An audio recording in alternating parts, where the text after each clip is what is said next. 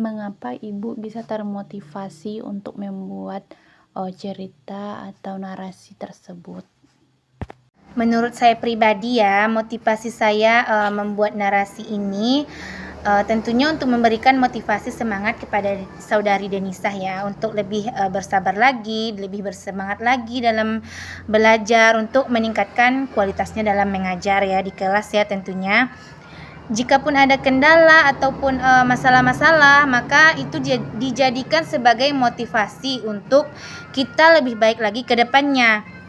Nah, pengalaman saya yang seperti ini di narasi ini saya buat tujuannya untuk semoga bisa jadi motivasi buat Denisah. Karena saat ini Denisah juga jujur ini suatu koreksi dari saya ya. Kalau Denisah ini dalam mengajar di kelas 3 ini jujur masih perlu belajar lagi ya, dikembangkan lagi supaya lebih mantap lagi dalam mengajar di kelas 3.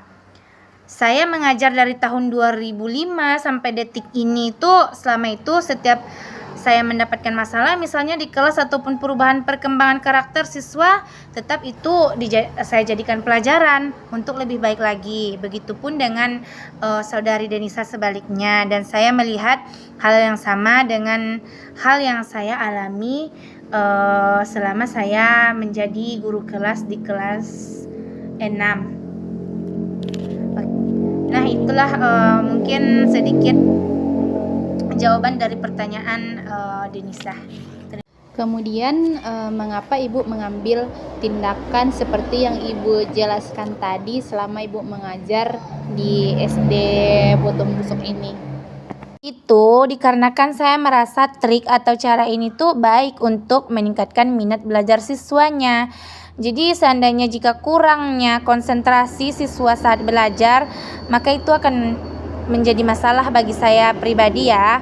Walaupun saya ini sudah bersemangat sekali dalam mengajar, kalau siswanya kurang konsentrasi, maka itu percuma saja, tetap saja siswa tidak akan paham. Maka dari itu saya membuat solusi seperti ini, seperti narasi ini yang dapat saya paparkan. Apakah Ibu berhasil dalam mengatasi masalah selama proses mengajar yang Ibu hadapi di sekolah SD ini? Menurut saya sendiri, solusi yang saya buat cukup berhasil ya, karena pembahasannya juga tidak terlalu monoton ataupun membosankan. Jadi tidak hanya berfokus pada materi saja ataupun pada materi yang ada di buku. Saya juga menggambarkannya dengan kehidupan sehari-hari siswa, kemudian memberikan kesempatan kepada mereka untuk menyampaikan pendapat mereka tentang materi saat itu yang ada kaitannya dengan kehidupan sehari-hari. Nah, sehingga membuat kelas lebih hidup dan aktif selama pembelajaran.